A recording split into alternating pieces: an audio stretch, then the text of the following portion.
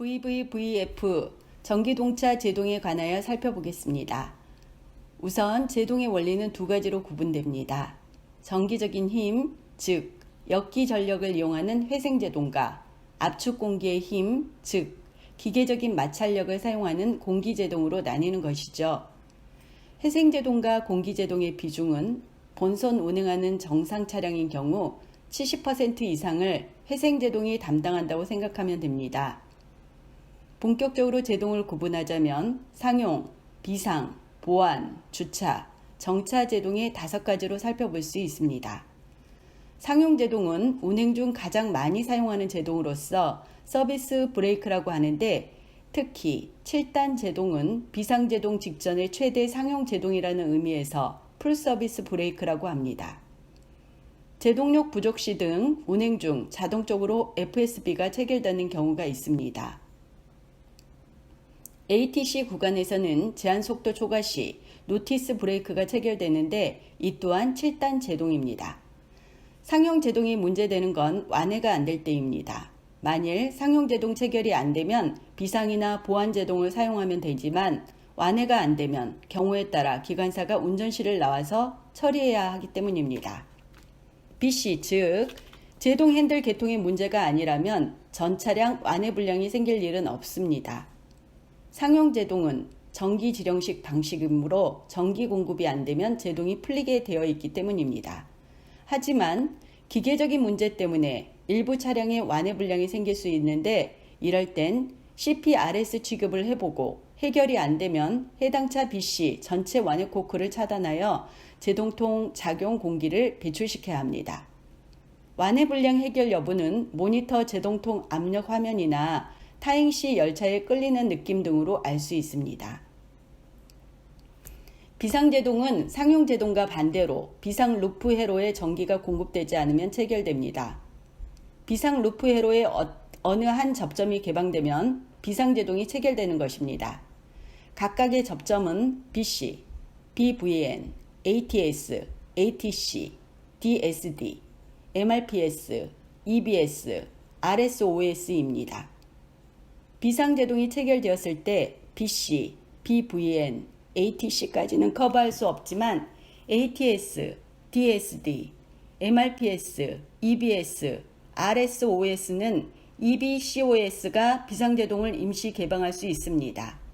따라서 비상제동 체결 시 원인을 잘 모르겠다면 EBCOS를 취급해서 비상제동 개방 여부를 확인해 보고, 그래도 비상제동이 개방되지 않는다면 BC, BVN, ATC 개통을 살펴보면 됩니다.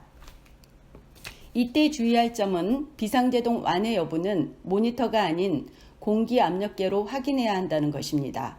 실제로는 비상제동이 개방되었으나 모니터상으로는 비상제동 동작, 자막이 현시되는 경우가 있습니다.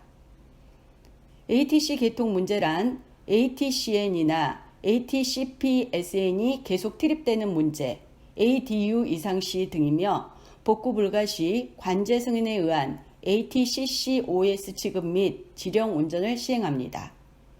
EBCOS를 통해 비상제동을 개방시킬 수 없는 BVN 트립 복귀 불능의 경우는 후부 운전실에서 추진 운전합니다.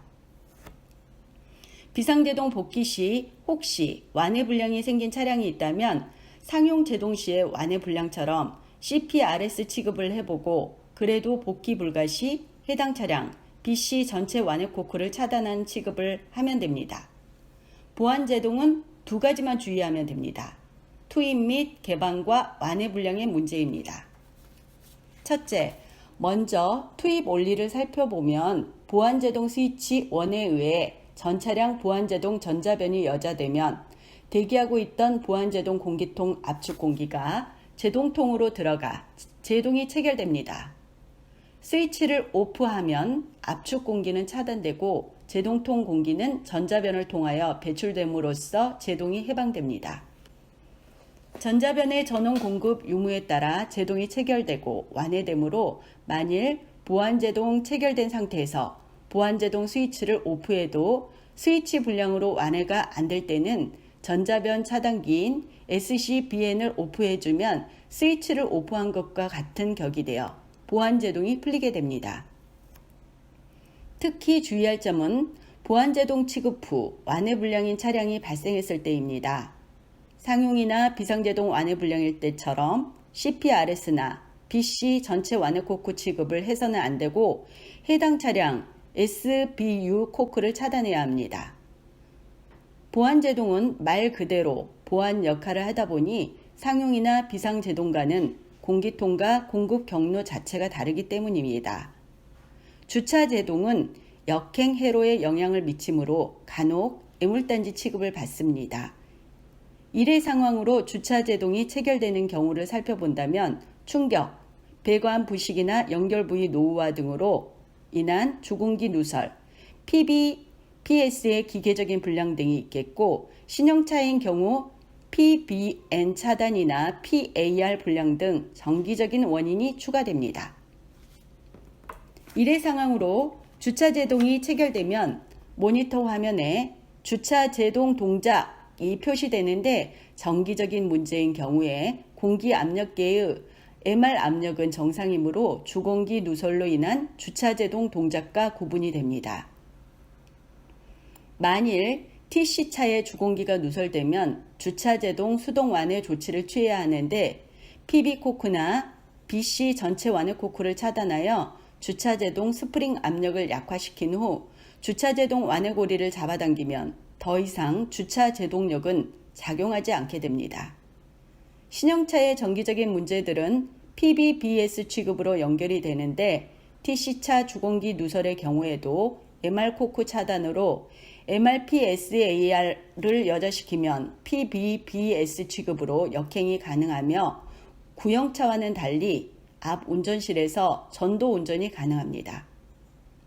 정차 제동도 역시 역행 해로에 연동되어 있어 문제를 일으키는 경우가 있는데 정차 제동의 완해 원리는 견인 전동기에 전기가 공급되어야 제동이 해방된다는 것을 염두에 두시면 됩니다. 신형차의 경우 앞쪽 유니트 주변환 장치 고장이나 특별한 이상 상황을 발견 못했는데 역행이 안 된다면 꼭 HBCOS 취급 후 PB 핸들 충분한 역행을 하시길 권유드립니다.